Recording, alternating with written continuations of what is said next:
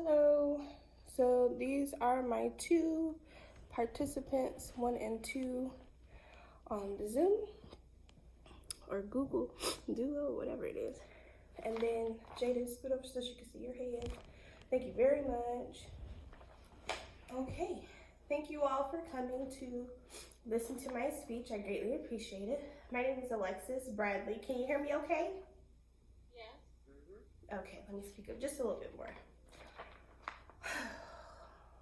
So, one person dies every 37 seconds in the United States from cardiovascular disease.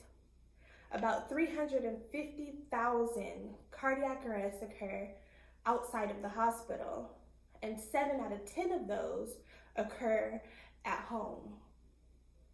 So, working for Mercy General Hospital and the Heart Vascular Institute there, they provide world-class cardiovascular care.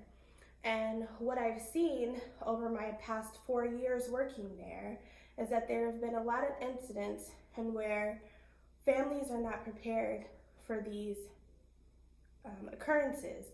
Cardiac arrest comes in, anything related to the heart, the families are not prepared, the patients aren't prepared, but we have great staff on care to provide the care that's needed. So I'm very passionate about this, and I actually even started my own CPR business, Helebra Health and Wellness, in which I take care and take pride in providing the service of CPR to my community. So what I would like to do today is to encourage you to learn CPR. So before we can discuss why you should learn CPR, we should know what CPR is. According to the CDC, CPR is an emergency service that's provided that can help save a person's life in a life-threatening situation when their heart stops and they stop breathing. Now, what is CPR? CPR is cardiopulmonary resuscitation.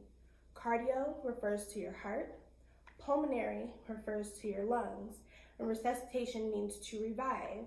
So putting it all together, it's your heart and your lungs being revived.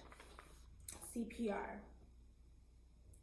So now that we know that CPR is, why is that important to you? I'll tell you why. So CPR being important to you is because heart disease is the leading cause of death in Americans in the United States. Whether it be male, female, and most races, heart disease is the leading cause of death. You have strokes. Strokes is the leading cause of Americans related to heart disease. So first you have heart disease as the main killer, then stroke is the main heart disease that is killing our Americans. Secondary to that, you have what's called the silent killer, high blood pressure. And high blood pressure, the reason why they call it the silent killer is because you may not know that you have it. You may not experience those signs and symptoms. And many of us Americans have high blood pressure, and when it's not addressed, it will kill you. After heart disease, it affects, 44% of our men and 49% of women having heart disease. That's a high number. That's almost half of the Americans having heart disease related to being either male or female. Now the ratios differ, breaking down into different races. CPR can affect everyone. So there's the 41-year-old male that was playing basketball and he had what they call a widowmaker heart attack, where there was a blockage after playing a pickup game of basketball. Or even the 16-year-old that passed out at football practice and had to be saved by CPR. Or whether it was the 6-month infant that had to receive CPR after experiencing a heart attack. Heart disease is the leading cause of death in Americans.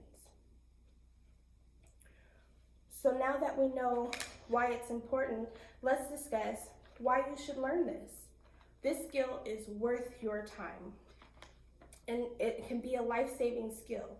According to the American Heart Association, it states that less than 20% of Americans know CPR or are prepared to handle an emergency. Less than 20%. So, back to what I stated in the beginning, 350,000 cardiac arrests occur outside the hospital. 7 out of 10 of those occur in the home. So it could be your loved one, it can be your husband, it could be your son, it could be your grandparent, it could be your child. You never know who it could be. And wouldn't you rather be prepared than to stand by and to watch helplessly? I, for one, would like to encourage you to be prepared. 90% of those who suffer the cardiac arrest die prior to reaching the hospital. So say you had a scenario and your husband was having a heart attack and you called 911. 90% of people die before they even reach the hospital. Also, it takes only 4 to 7 minutes for brain death to occur.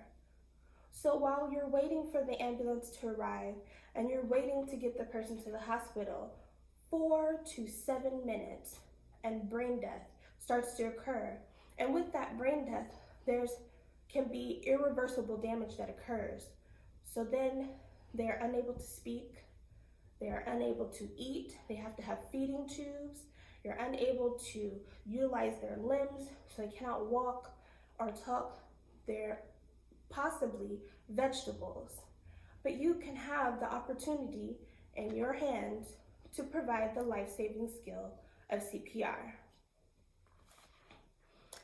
CPR is a lot easier than what you think. According to the kidshealth.org, there's 3 steps learning to prior to giving CPR. First, you want to check for scene safety. Make sure that you're in an area that you can give safe CPR to the victim, as well as making sure that yourself is safe in that environment. Next, you want to call for help.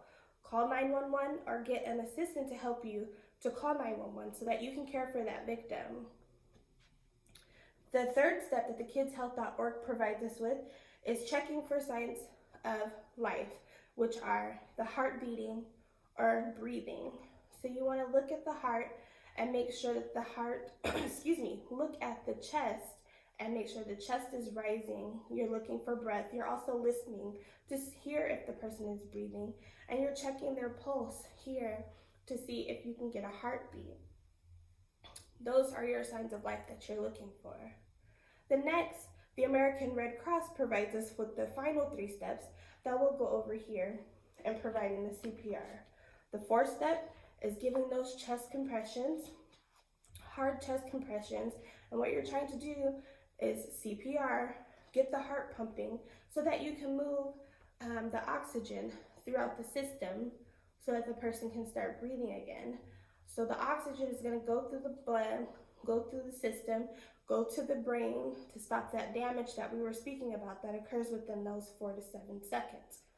Next, you want to give those rescue breaths, 2 rescue breaths in between your compressions to make sure that you are providing oxygen to the lungs, the pulmonary system, cardiopulmonary resuscitation. The final step is you want to continue the compressions and the respirations until you see signs of life. Again, those signs of life are the heartbeat or the person breathing. Everyone should learn the life-saving skill of CPR. It is so vital. It's important to you, it's important to me, it's important to our community. Heart disease is the leading cause of death in Americans. It's not a hard task to learn. It's very simple. According to the kidshealth.org as well as CPR, you can have your local class provided to you in your community, and the skill is worth your time. It's easier to learn than what you think. If your loved one needed CPR, are you prepared to administer it today? If not, I would encourage you to learn this life-saving skill. Thank you for your time.